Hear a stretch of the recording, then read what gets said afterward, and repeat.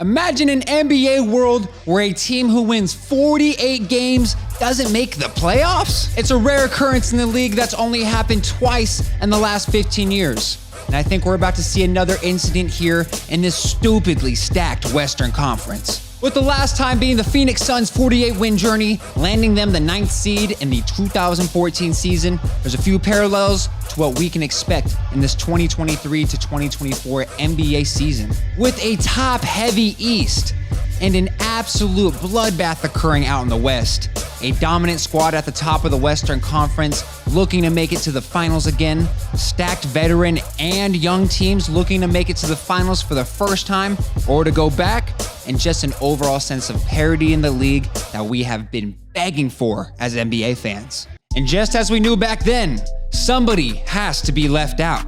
And let's not forget, we are becoming more acclimated with the play-in tournament that didn't exist back then. So it kind of makes our jobs even harder as predictors. So let us list the teams that we feel have a real chance of making it to the playoffs in the Wild Wild West.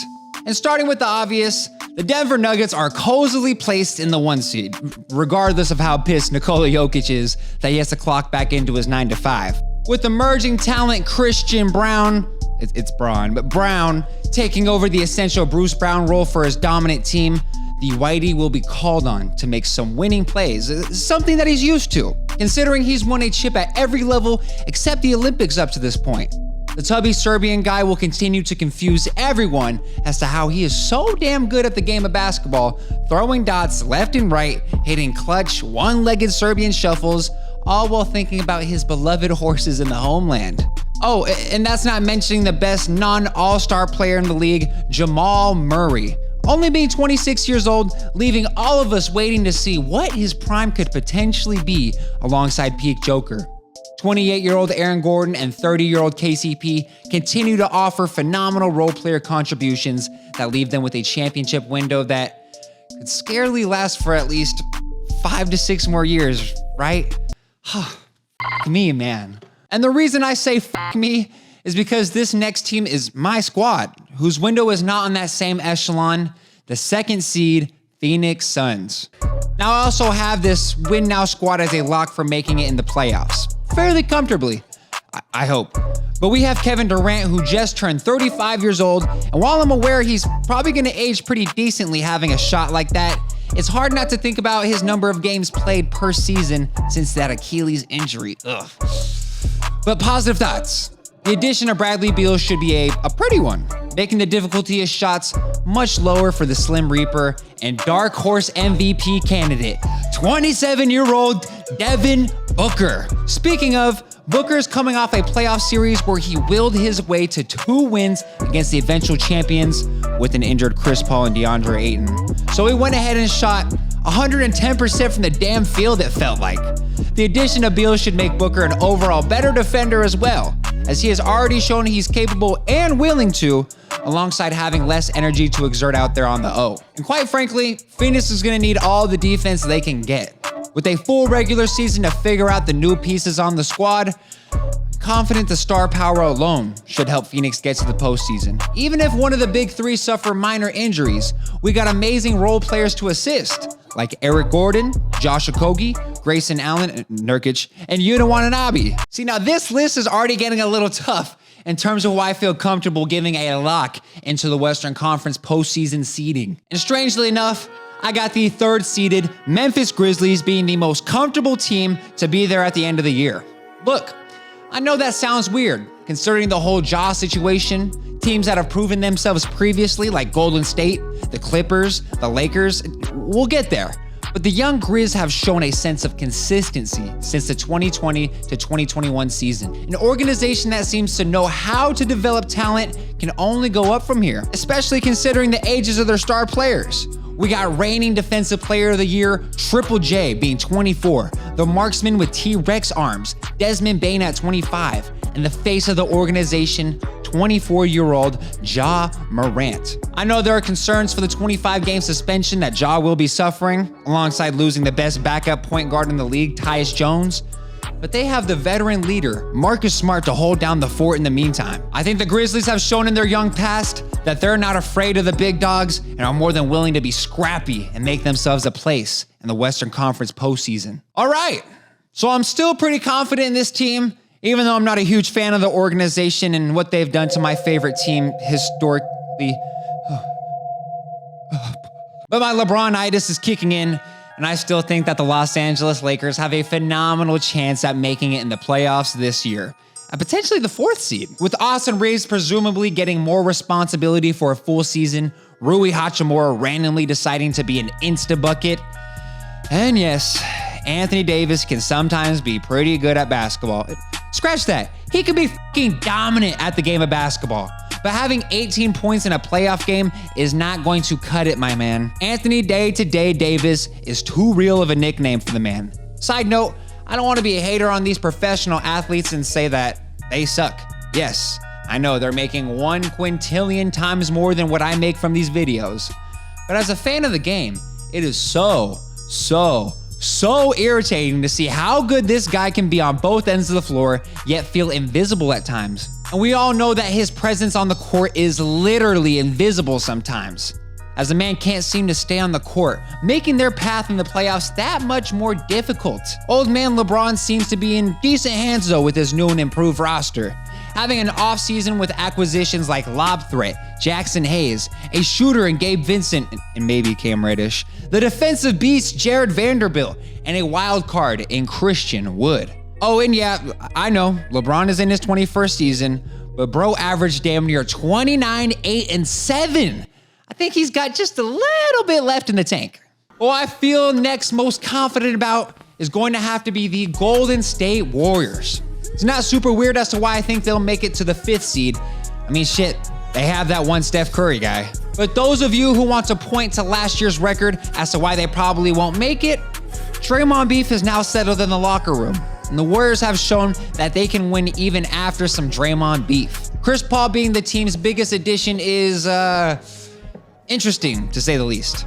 I'm not concerned with the previous bad blood people like to bring up between him and the Warriors organization. I mean, if you're a competitor, that's what's gonna happen in the heat of the moment. I am concerned though with who the hell is gonna start. In their preseason game, they had Draymond sit with a training camp ankle injury that is expected to have him back by the start of the season. So they had CP3, Curry, Clay, Wiggins, and Looney start the game off. I don't take much from preseason, so I can't get a great analysis of what I saw, but common sense would tell me that 6'7" Andrew Wiggins will not be able to guard some of those bigger power forwards. Maybe Dario Saric will assist in some of those height issues. However, I do expect 6'8" Jonathan Kuminga to take this leap that everyone sees in the 21-year-old.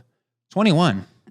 Man, I'm still not super used to players being the same age as me. I mean, all those expectations, all the money, it's too late for me. I give up. What the f is this? But we'll see how old man Chris Paul does. Unfortunately, Warriors fans, respectfully, don't rely on 67-year-old Chris Paul to stay healthy all throughout the playoffs. As a Suns fan, I know too well. But that's not to say he won't take the load off of Curry for playmaking and scoring at points during the regular season. Coach Kerr and the Big Three core healthy always managed to find a way into the postseason. Then in the 6th spot, the team that will avoid the play-in, and this is slightly on the spicier side of takes. Give me the New Orleans Pelicans. That's right. I'm once again going to take the bait and put my trust in Zion Williamson. Guys, he's 23 years old. Just because we got Wemby as the new and cool thing, let's not forget our mans has a career average of almost 26, 7, and 4, all on 60% from the field. I do believe in Xanos. Yeah, that's a nickname he has. Hard as f, right? But I can't help but remind everyone that they were at the #1 seed at a point in the season, during the run when they had a healthy Zion and Ingram. And I'm aware of the injuries suffered by Trey Murphy and Jose Alvarado, but like I said, that bait is too good not to go after. The former All-Star Brandon Ingram isn't some scrub second option either. He's proven he can consistently drop 25 on your dome piece. While his play visually looks like it might be declining, CJ McCollum was a 20-point-per-game scorer last year and a great veteran leader. Plus, I like some of those role players that'll be healthy out the gate, like defensive specialist Herb Jones, Najee Marshall, Larry Nance Jr., and the highly touted rookie Jordan Hawkins. Obviously, I have to acknowledge that if Zion is hurt to where he's playing less than 50 to 55 games this year, I'm a sucker who got reeled in for taking the bait. Man, this list was already stupid hard to make, and I kind of feel bad for putting this team so low, considering where they finished last year. But we have the Sacramento Kings. Look, I was a fan of the Kings' success as much as the next NBA fan, but I do want everyone to remember that they got just a little lucky. I mean, shout out to their training staff, because their top 8 guys on the roster all played over 72 games. And maybe that's not a luck thing. You're training your bodies not to fail on you, but holy shit, is that unheard of in 2023. There was a ton of turmoil going on in the Western Conference last year that also helped the Kings skyrocket past teams, including the squad that ended up beating them in the first round. But high praise to the Kings. I have all the respect in the world for De'Aaron Fox. As last offseason, I'll admit it, I proclaimed to have given up on his trajectory to being a top point guard in the league one day. And he proved me wrong, made me look stupid. Sabonis is still doing his Jokic-light impersonation that allows him to help win games. And then anybody who's watched the games last year has to be on the edge of their seat to see how Keegan Murray turns out. Then we have Code Red Kevin Huerter flying through elevator screens for cash threes. Oh, and Davion Mitchell is one of the best backup point guards in the league now, right? And who I've decided to throw in the 8th seed is the Dallas Mavericks. Jesus, this was damn near the hardest spot to pick. But I got the Mavs as the only Texas team to make it in the postseason. Not a spoiler, I know. For some reason, I just can't bring myself to leave potential MVP Luka Doncic and the ice-cold killer Kyrie Irving off the top 8. Dallas had one of the best offensive ratings last year in the second half of their season with the addition of Kyrie. But the defense was borderline horrid. It actually just flat out horrid. That's why you grab yourself a Grant Williams from the Boston Celtics, a versatile defender who's got that thicker base, that can affect big, strong players when taking it to the rim. They also got the addition of knockdown shooter Seth Curry, who's looking to have a career year after slowly coming back from injury last season. And then the same story goes for Maxi Kleber, a career 36% three-point shooter who can get streaky and kill a team's defensive momentum. I also believe in the development of the younger dudes, like Josh Green, Jaden Hardy, and rookie center Derek Lively II. Okay. Now this pick is where I feel least confident about, because if you talk to 2019 Dash, he would probably tell you that by 2023, this team would have about 2 to 3 championships.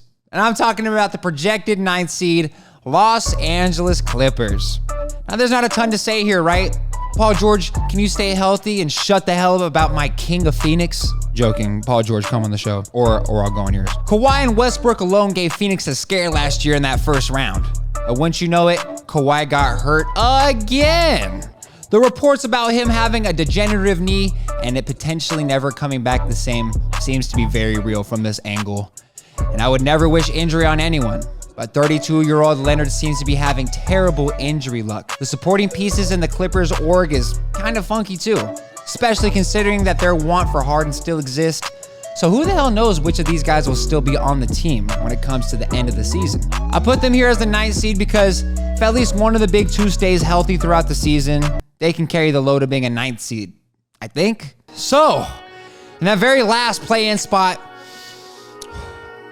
give me Anthony Edwards and friends. That's right. There better not be any goddamn argument about whether or not this team is Anthony Edwards.